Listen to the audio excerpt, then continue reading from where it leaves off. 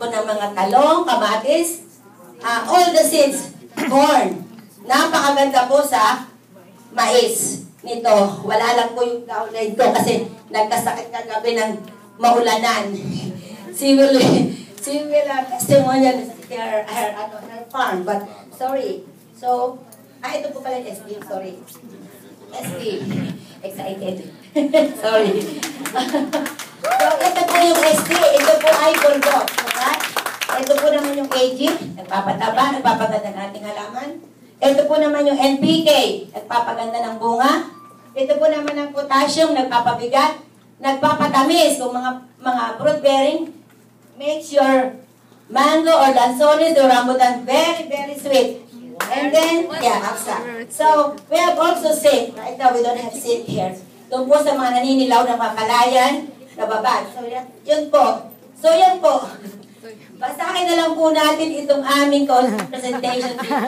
So, that's it. Kung makapagpatubo ng malusog na halaman at makamit ang pinakamalaking ani na kalidad, so maging paggamit ng pinakamaliit na halaga ng abono.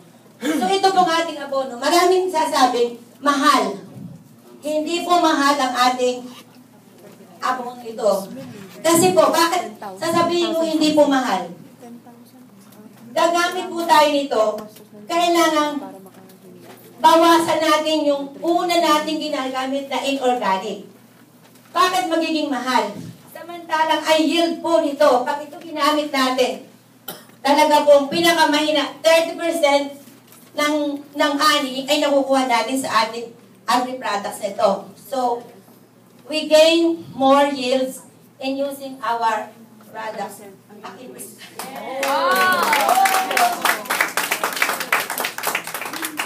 Marami pong nutrients ang ating halaman. Ito po yung pinaiksi lang namin kasi very short limited time. So, ayan po yung mga 6 tenths na sustansya na pagkataas ng ani. So, chemical elements ang kilala bilang mahalaga sa pagtubo at pagkabuhay ng halaman. Ang 16 na chemical elements ay hindi dapat dalawang pangunahing grupo. So, non-mineral at mineral. So, yan po. May hydrogen, oxygen, at carbon. Please. Mabilis lang kasi yung po talagang interesado. Ang ginagawa ko po, may double time po ako doon gagawin. Kasi during the whole demo o the whole session ng agri, hindi po makukuha yan in just one time. Kailangan po nating upuan. Tayo po mga IBO, kung gusto natin makabenta ng malaki sa ating mga farmers, take time to your clients, to your IBO, to your members, to gain their confidence on us. Because during the demo like this, just looking at it, hindi nila ma-acquire agad. So, I have another time doing the explanation of agri. That's why this presentation, we just did this in a big meeting, and then we have also a big meeting, a small meeting with the farmers. So, kuha niyo po ba? Yes. Sorry po kung medyo madali kasi alam po, medyo limited time na rin tayo. So, yun po, may ang mga pangunahing sustansya na kailangan ng mga halaman ay nitrogen, phosphorus, potassium. Ang mga pangunahing sustansyang ito ang kalimitang unang nawawala sa lupa dahil ginagamit ito ng halaman ng mas marami upang tumubo at mabuhay. So, sorry, Annie. Sorry, Annie. Saka tayo mag-English na. So, yan po. Next please. Primary nutrients po yun. Ang secondary nutrients po naman ay ang mga calcium, magnesium, sulfur. Sa mas maraming halaman, ang tatlong ito ay kailangan ng mas kaunti subad napakalaga sa crop fertilization. So, yun po. Kahit sekundarya po siya, kailangan pa rin po siya ng halaman. So, please. Ang ating pong mga produktong yan, meron pong mga micronutrients at meron pong micro and may macro. So, kaya po din madaling umanong ating kahit maliit na maliit, madali siyang pumasok sa mga ng halaman, sa mga dahon, kasi nga foliar din ito. So, yan. Ang mga micronutrients ay boron, cobalt, copper, iron, manganese, molybdenum, at zinc. Ang mga plant food elements na ito ay ginagamit ng pinaka-condition bandang ito ay sobrang mahalaga sa pagpapaunlad ng unprofitable crop production. So, yun po. Lalong higit dito, sila ay nagtatrabaho bilang mga applicators ng maraming plant functions. So, yun po, hopefully, naintindihan ng mga foreigner. So, that's it. So, yun po, yan. Meron po kaming mga illustration na ganyan. So, yan. May mga sink, ayan. May mga nakalagay na ganyan po. So, next. Kahit mayroong sapat na photosynthesis at sustansya, hindi na rin marating ng halaman ang lubos na genetic potential sanhi po ng stress. Tayo po mga tao, napakarami po natin stress. Ang halaman po, ganun din. Ano po klase ng stress ng halaman? Ano ang abiotic stress? Isa po yung stress ng halaman. So, ito po, ang abiotic stress ay nagmumula sa iba't ibang uri na non-living stressor. So, ano po yan?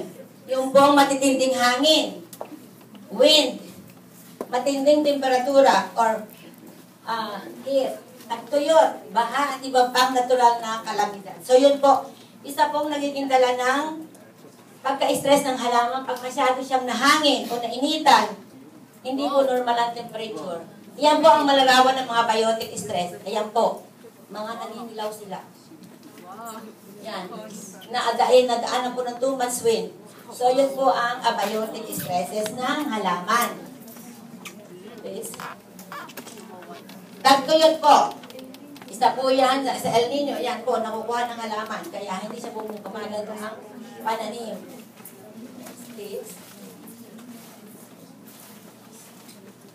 Yan, isa pa yan.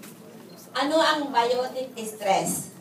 Isa pong biotic stress. Yan, yun naman po ay nanggagaling sa living stressors. Kabilang ang mga nabubuhay na organismo. So, yung mga bacteria, viruses, polyparasites, mga napapakinabangan at napapamisalang mga kulisa, damo o native na halaman kusang tumutubo sa tinatanim. So, sobra pong madamo. Yan, isa po yan.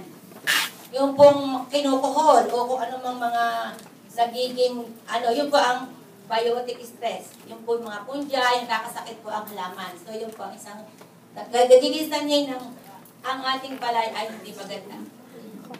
Yan, isa rin po yan.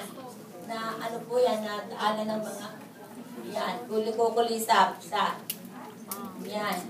Ganyan po yung mga, yan, isa po yan sa mga stress ng halaman. So, yung mga mais po, ayan po, tignan ninyo yung mais, nagkakagay ang bungi-bungi. The dentist come out.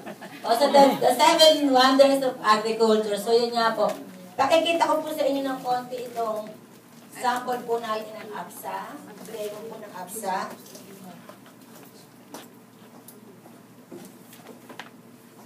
Kasi po itong ating APSA na to, pag ito po ay ginamit nating soil conditioner, 6 to 8 inches deep in the soil, tapos niya po. So, pwede natin ihalo ito, haluan to ng pangkuhol at pandamo pag tayo ay nag-spray sa lupa 3 days before planting. Yun po. So, wait. Conditioner yan.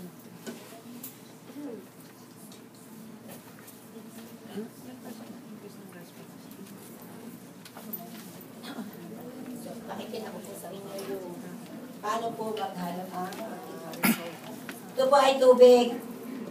Try po natin dito sa kabilang side. Wait. I need to open first. Para sabay na sila.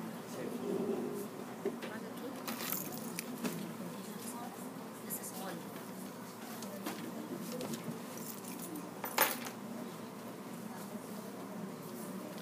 Water.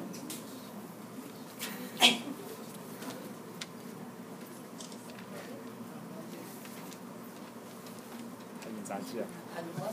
还有杂技。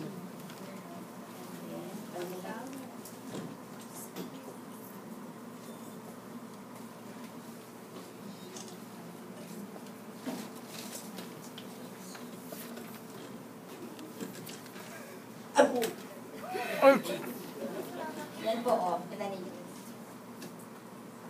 Ito po, yung may APSA. Ito po yung wala. Hindi po siya nag-stick inside the carton. So, yung pong may APSA agad po ay nag-absorb. So, napakaganda po ng absorption ng APSA. So, 6 to 8 inches deep ng lupa ay kaya po niyang tagusin. So, yung mga kuhol na nagtatago doon, madadala. Pero hindi po ang APSA pampatay ng kuhol, ha? Hindi po. Hindi rin po pampatay ng damo. Pang soil conditioner. Anong soil conditioner? Pampabuhaghag. Para po ang pag tinano natin, the roots will go inside very slightly or napakadaling mag-penetrate yung ugat sa ilalim ng lupa para maganda ang tubo ng halaman. So, hahaluan lang po natin yon ng pangkuhol at pangdamo para makatipid na po tayo ng pa-spray. So, meron po namang tamang mga dilution. Yes? Yun ba ang pampataba sa lupa? Ay, hindi po. Conditioner lang po. So, magpapabuhagan po na lupa. Pero pag po ang lupa natin ay magbubuhaghag, ito po ay magandang taniman.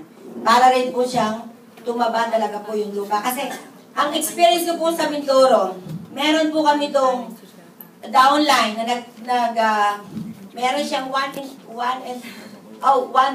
3/4 hectares.